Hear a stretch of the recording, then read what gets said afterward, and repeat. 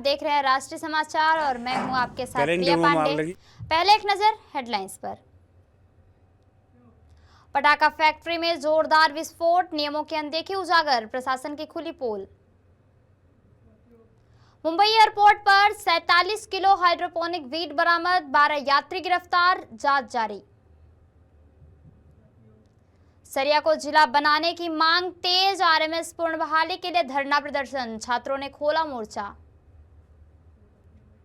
सूरत के राज textile market में भीषण आग, करोड़ों का नुकसान, जांच जारी। गंगा में देश का पहला हाइड्रोजन फ्यूल सेल जलायन लॉन्च, वाटर टैक्सी सेवा शुरू, सरकार की अनोखी पहल। बिजनौर की पटाखा फैक्ट्री में अचानक से ब्लास्ट हो गया। आग लगने से रखे पटाखों में ब्लास्ट हुआ है। ब्लास्ट होने से ग्रामीण सहम गए। मामला नटहोर थाना क्षेत्र का बताया जा रहा है।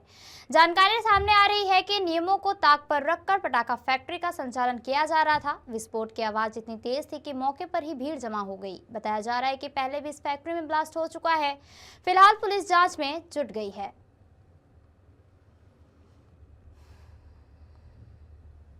थाना क्षेत्र नेहटौर के मोहल्ला हलवाइन के एक पटाखा फैक्ट्री में आग लगने की सूचना प्राप्त हुई थी। जिस सूचना पर तत्काल स्थानीय पुलिस फायर ब्रिगेड टीम के साथ मौके पर पहुंची तथा तत्परता दिखाते हुए मौके पर ही आग को बुझा दिया गया है। तथ्यों की जांच करने पर पता चला कि उक्त वैध लाइसेंसशुदा पटाखा फैक्ट्री है जिसमें वर्कर आज काम कर रहे थे तथा बंद पटाखों पेटियों में आग लगने जैसी चीज दिखाई दी, जिसे मौके पर बुझा दिया गया। किसी प्रकार की कोई जनहानि नहीं हुई है। आग लगने के सभी संभावित कारणों की पुलिस टीम द्वारा जांच की जा रही है। बाद जांच रिपोर्ट विधिक कार्यवाही सुनिश्चित करेगी। मुंबई के छत्रपति शिवाजी महाराज अंतर्राष्ट्रीय हवाई अड्डे पर बीते एक हफ्ते में तस्करी के कई बड़े मामलों का मुंबई कस्टम विभाग ने खुलासा किया है। कस्टम विभाग की ओर से दी गई जानकारी के मुताबिक 3 दिसंबर 10 दिसंबर तक ड्यूटी के दौरान एयरपोर्ट पर कमिश्नरेट मुंबई कस्टम जोन 3 के अधिकारियों ने नशे की हाइड्रोपोनिक वीड, एनडीपीएस एक्ट, सोना और हीरे की तस्करी के कुल कई गंभीर मामलों को दर्ज किया है। प्रोफाइलिंग के आधार पर 7 मामलों में 9 यात्रियों से 37,261 किलो हाइड्रोपोनिक वीट बरामद किया गया, जिसकी अवैध बाजार कीमत लगभग 37,261 रुपए करोड़ बताई जा रही है। यह सभी यात्री विभिन्न उड़ानों से बैंकॉक से मुंबई पहुंचे थे और इन्हें एनडीपीएस एक्ट 1985 के तहत गिरफ्तार कर लिया गया।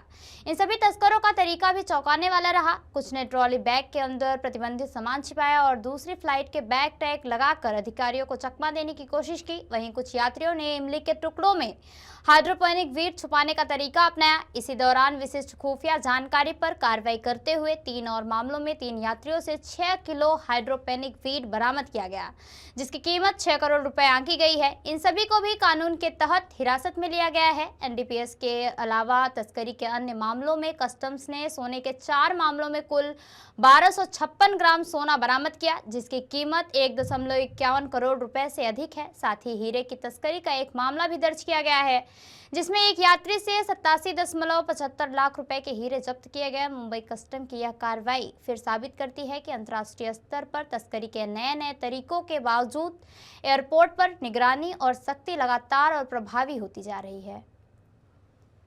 सरिया को जिला बनाने की मांग को लेकर जिला बनाओ संघर्ष समिति सरिया ने गुरुवार को सरिया अनुमंडल कार्यालय के समक्ष एक दिवसीय धरना दिया।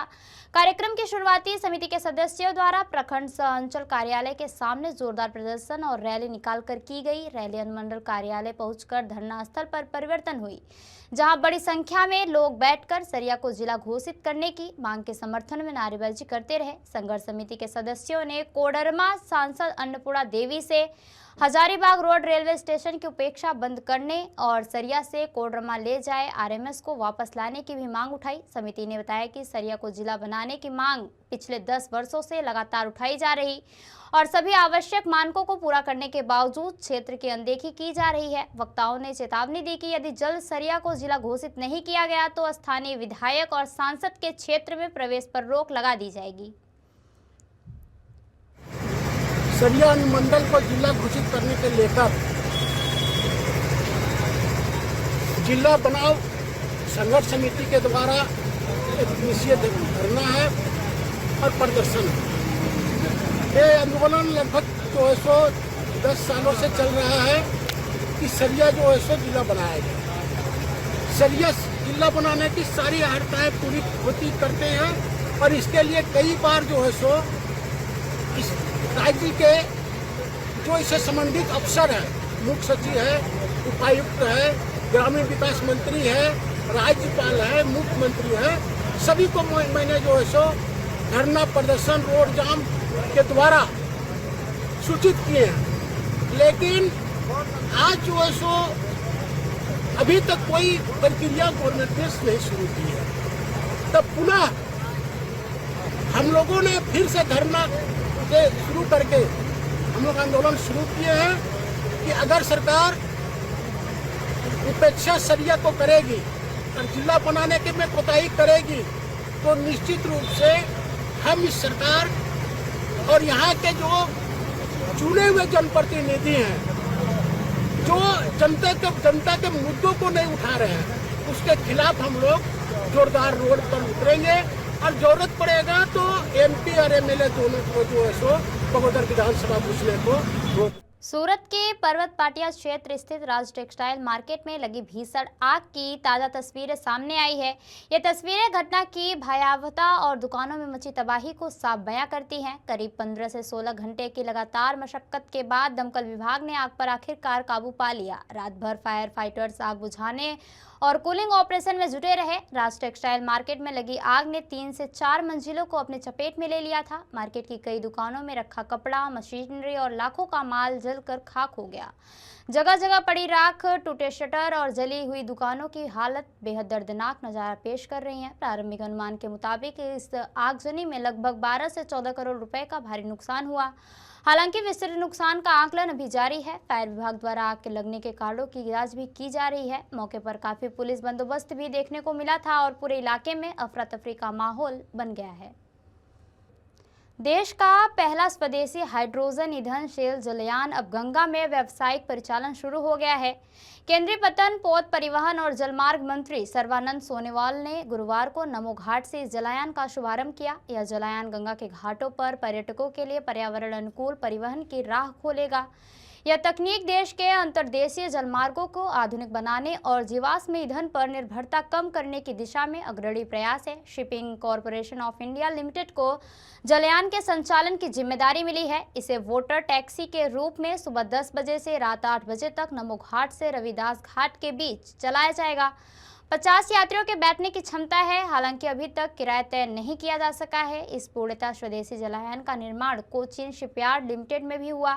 यहीं पर इसकी डिजाइन भी तैयार की गई थी। हाइड्रोजन चलित जलयान के लिए रामनगर मल्टी मॉडल टर्मिनल पर पंपिंग स्टेशन बनाया गया। जलयान संचालन के लिए हाइड्रोजन की आपूर्ति बेंगलुरु की कंपनी न्यू इंडिया करेगी। हाइड्रोजन से जलयान का संचालन सीएनजी से भी बहुत सस्ता पड़ेगा, लेकिन अभी सिलेंडर बेंगलुरु से आएंगे, इसलिए फिलहाल लागत अधिक है। केंद्रीय परिवहन और जलमार्ग मंत्री सर्बानंद सोनोवाल ने क्या कहा, सुनिए। देश के 140 करोड़ जनता माननीय प्रधानमंत्री जी की आह्वान को स्वीकार करके उसको निष्ठापूर्वक पालन कर रहा है। ये भी एक कदम है, क्योंकि माँ गंगा हमेशा प्रदूषण मुक्त रहे। इसके लिए यहाँ प्रदूषण ना हो, इसके लिए आज देश में निर्मित indigenous hydrogen fuel cell vessel आज डेडिकेट की गई है। और ये संभव इसलिए हुई है, परम आदरणीय प्रधानमंत्री जी का जो मार्गदर्शन, जो दूरदर्शी नेतृत्व है, इसके लिए संभव हुई है। इसलिए मैं माँ गंगा के चरणों में कोटि कोटि प्रणाम देता हूँ और साथ में हृदय से परम आदरणीय प्रधानमंत्री जी को आभार व्यक्त करना चाहता हूँ कि उन्होंने आज 11 साल में भारत को जो शक्ति दी है, जो परिवर्तन दी है, इसके वजह से देश के हर नागरिक को सामाजिक न्याय और उनके अर्थव्यवस्था को मजबूत करने के लिए और इज्जत से जीने के लिए एक सुंदर माहौल मिले है। पटना के जानीपुर थाना क्षेत्र के मुरादपुर में देर शाम पुलिस और अपराधियों के बीच जोरदार मुठभेड़ हुई। गश्ती के दौरान पुलिस ने संदिग्ध बाइक सवारों को रोकने का इशारा किया, लेकिन उसने अचानक फायरिंग शुरू कर दी। जवाबी कार्रवाई में पुलिस ने भी गोली चलाई, जिसमें एक अपराधी के पैर में गोली लगी और मौके पर ही गिर पड़ा। घायल अपराधी की पहचान राकेश कुमार के रूप में हुई है, जो पिपरा का रहने वाला है। उसे तुरंत पटना एम्स में भर्ती कराया गया, जहाँ उसकी हालत स्थिर बताई जा रही है। उसका एक साथी अंधेरे का फायदा उठाकर फरार हो गया। पुलिस ने घटनास्थल से एक देसी कट्टा, कारतूस और बाइक बरामद की है। जांच में सामने आया कि राकेश कुमार कई मामलों में वंचित था और बैंक कर्मी से रंगदारी मांगने तथा फायरिंग करने का आरोपी भी है। एसएसपी कार्तिकेय शर्मा ने बताया कि आरोपी पर रंगदारी और धमकी से जुड़े मामलों की जांच पहले से जारी थी। पुलिस और एसटीएफ की संयुक्त कार्रवाई में उसकी गतिविधियों पर नजर रखी जा रही थी। मुठभेड़ के दौरान अपराधी ने पुलिस पर दोबारा फायरिंग की, जिसके बाद आत्मरक्षा में उसे गोली मारी गई। एसएसपी ने साफ कहा, अपराधियों की जगह जेल में है और फायरिंग का जवाब पुलिस देगी। 30 तारीख को एक मामला आया था जिसमें एक व्यक्ति से रंगदारी की मांग की गई थी और उनको भयभीत कराया गया था। इसके बाद जब वो पैसे देने से इनकार कर दिए थे तो उनके घर के पास में, जो घटनास्थल के नज़दीक में ही है, वहाँ पे आके फायरिंग की घटना की गई थी। इसमें पुलिस के द्वारा बहुत गंभीरता से लिया गया था। कांड दर्ज करके तुरंत एक टीम बनाई गई थी और इसमें विभिन्न पहलुओं पर जाँच की जा रही थी। इसी क्रम में जब कल हम लोग को जानकारी मिली और एसटीएफ का सहयोग लिया गया, उनके सहयोग से एक व्यक्ति रंजन को पकड़ा गया और उसकी निशानदेही पर पता चला कि जो दूसरा व्यक्ति है जो गोली चलाने और धमकी देने वाली बात में आया था, वो यहाँ फिर से आया हुआ है घटनास्थल के पास में और वो डराने के लिए, फायरिंग करने की घटना के लिए आया हुआ है। पुलिस के द्वारा तुरंत यहाँ पहुँचा गया और यहाँ पहुँचने पर देखा गया कि वो व्यक्ति यहाँ पर आया हुआ है। जो व्यक्ति राकेश है, जो इसके द्वारा धमकी दी गई थी और रंगदारी मांगी गई थी, वो जब पुलिस को देखा तो वो डर गया और भागने लगा। भागने के क्रम में पुलिस ने फायरिंग किया। औरंगाबाद जिले में नए जिलाधिकारी के रूप में आईएएस अभिलाषा शर्मा ने पदभार ग्रहण किया है।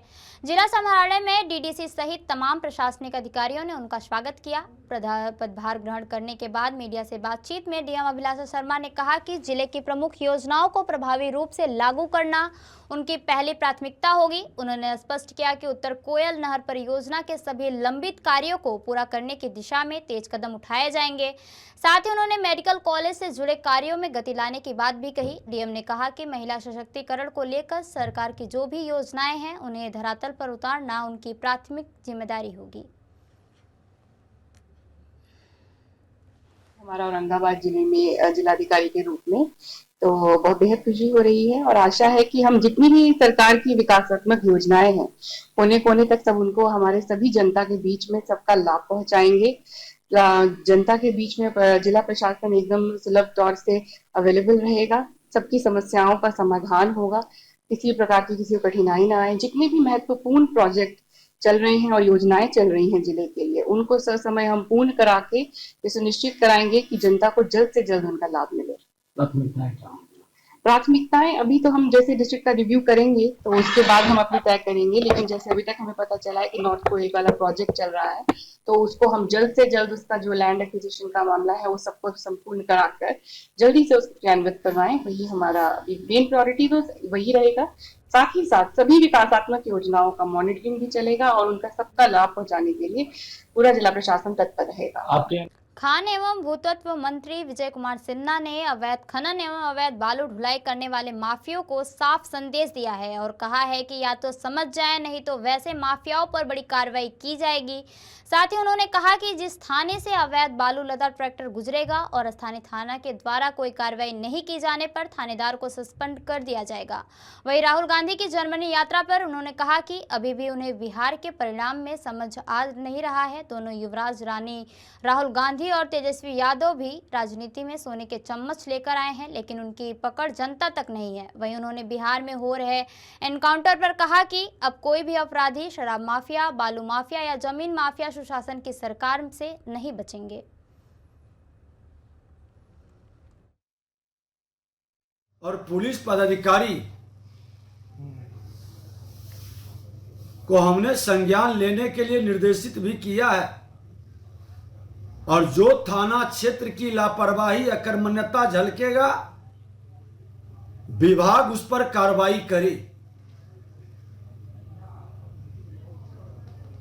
बालू माफिया के विरुद्ध बड़े बड़े पद पर लोग बैठते हैं और इसकी जिम्मेवारी भी तय होनी चाहिए कि इस तरह के कार्य रुकना चाहिए। प्रेस मीडिया को जब वो चीज दिखाई पड़ता हो, आम पब्लिक को दिखाई पड़ता है। हमने इनाम भी 10,000 ट्रक पर 5000 ट्रैक्टर पर घोषित किया है। हम तो प्रेस मीडिया और जो भी लोग बताएंगे, गाड़ी पकड़वाएंगे, उनको इनाम देंगे।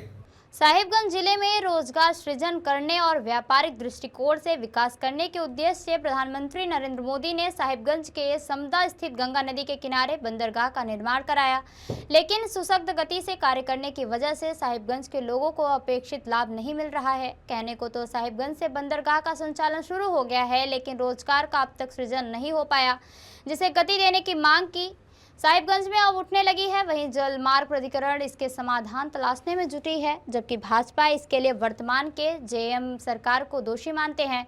बंदरगाह के पीडी अनुपम सिन्हा बताते हैं कि फिलहाल महीने में 1-2 कार्गो शिप आते हैं, जबकि साहिबगंज बंदरगाह की क्षमता प्रतिदिन 2 से 3 कार्गो शिप की डिलीवरी की है। इसके लिए कोलकाता जोन के अधिकारी बहुत जल्द ही साहिबगंज में चैम्बर के साथ मीटिंग करने जा रहे हैं। वहीं साहिबगंज के सबसे बड़े उद्योग स्टोन चिप्स के जिलाध्यक्ष सीपी सिन्हा मानते हैं कि बंदरगाह से व्यापार काफ़ी किफ़ायती होगा और हम इस मार्ग से दुनिया से सीधे जुड़कर व्यापार कर सकते हैं। सरकार हमें सुविधा दे, हम व्यापार करने को तैयार हैं। इधर भाजपा के राजमहल से पूर्व विधायक अनंत ओझा बताते हैं कि यह प्रधानमंत्री की देन है। साहिबगंज में मल्टी मॉडल बंदरगाह बना है, लेकिन इसके दूसरे फेज लॉजिस्टिक पार्क का काम अभी पूर्ण नहीं हुआ, जो वर्तमान सरकार की उदासीनता को दिखाती है। यही वजह है कि यह बंदरगाह रोजगार पैदा करने में अब तक सफल नहीं हो पाया। बहरहाल जो भी हो, वर्ष 2017 के अप्रैल में शिलान्यास के बाद से ही साहिबगंज के लोग रोजगार के सपने सजा के रखे हैं, जो अब तक सपना ही सपना रह गया। ये बात सही था कि देश के यशस्वी प्रधानमंत्री नरेंद्र भाई मोदी जी के नज़र में साहिबगंज उनको स्थापित है, और इसीलिए आकांक्षी जिला के माध्यम से भी यहाँ का जीवन स्तर ऊंचा उठाने के लिए, वहीं आधारभूत संरचनाओं के विकास करते हुए यह जिला भी अग्रणी जिला के रूप में स्थापित हो, पूर्वोत्तर का, पूर्वी भारत का एक महत्वपूर्ण व्यापार केंद्र बने, इस दिशा में यहाँ मल्टी मॉडल बंदरगाह की स्थापना हुई थी। जो बंदरगाह भारतीय अंतर्देशीय जल मार्ग प्राधिकरण द्वारा निर्मित है, वो जल मार्ग विकास परियोजना जो है JMVP बोलते हैं, उसके अंतर्गत आती है और इसका बहुत अच्छा व्यापार का साधन है। आप लोग व्यापारी लोग इसको फ़ायदा उठा सकते हैं। कभी कुछ ही दिन पहले 2 मालवाहक जहाज बिरला वाइट वाल पुटी लेके 294 टन यहाँ आया था, और उसको हमने सफलतापूर्वक जो है व्यापारियों को हाथ में दे दिया है। अब मेरे को व्यापारी लोगों से यही कहना है कि इस व्यापार का लाभ उठा सकते हैं। ये जल मार्ग जो है बहुत ही अच्छा है, साधन है, सरकार इस पर ध्यान दे रही है और इसको समृद्ध कर सकते हैं। जल मार्ग विकास परियोजना इसी के लिए बनाया गया है। इसके लिए ड्रेजिंग जो ज़रूरत है, जहाँ जहाँ चैनल में गहराई की कमी हो जाती है, उसके लिए ड्रेजिंग की भी व्यवस्था की गई है।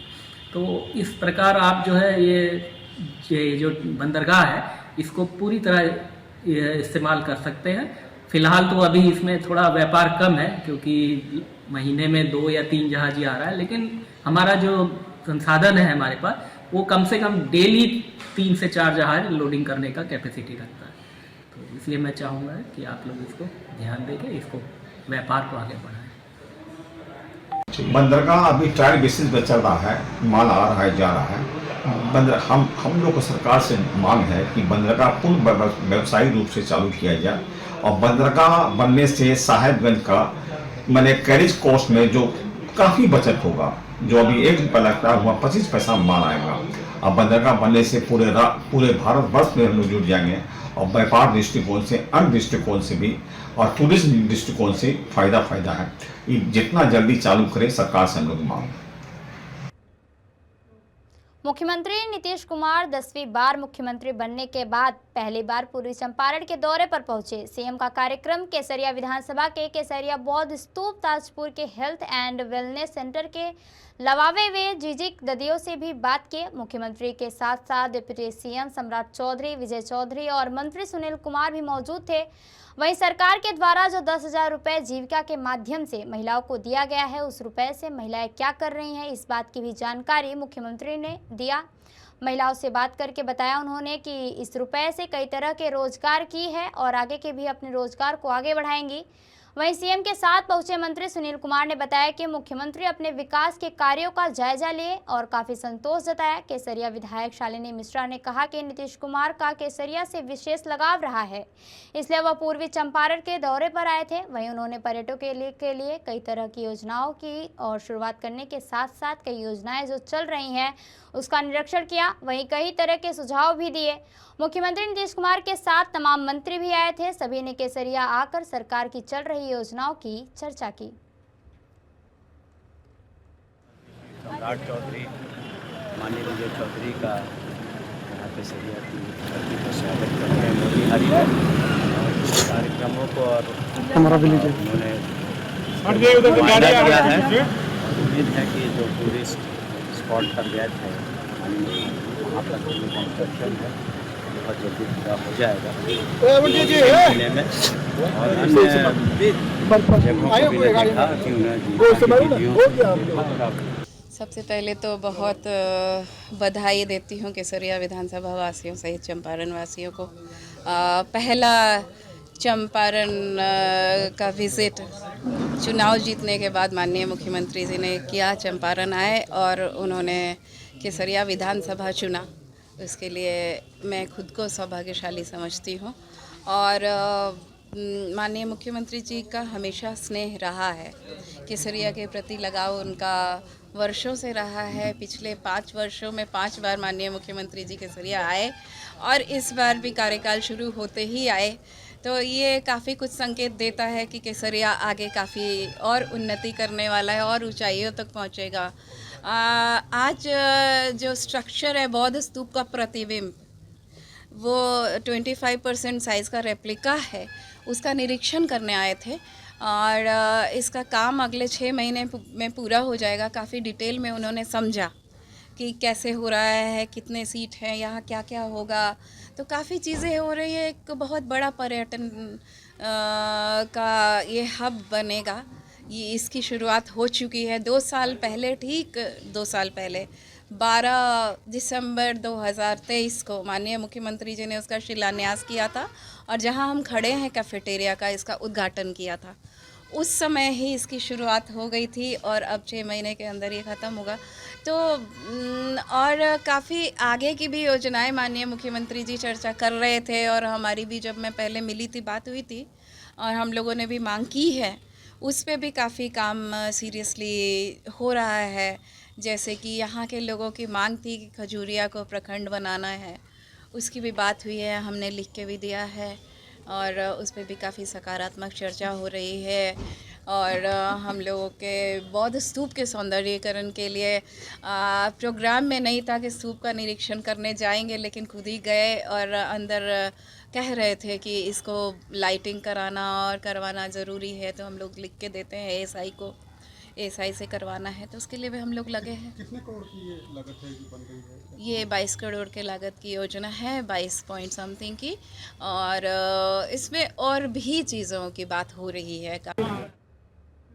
उन्नाव जिले में एसआईआर अभियान के तहत जनपद में व्यापक कार्यवाही की गई। जिला प्रशासन ने मतदाता सूची को शुद्ध करने की प्रक्रिया में अब तक 3,94,000 से अधिक एएसडी वोटर्स के नाम सूची से हटाए जाने की पुष्टि की है। एएसडी यानी गैर हाजिर, स्थान बदल चुके या मृत मतदाता। जिले में यह अभियान लगभग 98% 34% पूरा हो चुका है, जो प्रदेश में उन्नाव को अग्रणी जिलों में शामिल करता है। चुनाव आयोग की गाइडलाइन के अनुसार मतदाता सूची को अपडेट करने के लिए बीएलओ से लेकर पूरी प्रशासनिक टीम दिन भर फील्ड में सक्रिय है। सूची के शुद्धिकरण को लेकर जिला प्रशासन लगातार तेजी से काम कर रहा है ताकि आगामी चुनावों में सटीक और अपडेटेड मतदाता सूची उपलब्ध हो सके।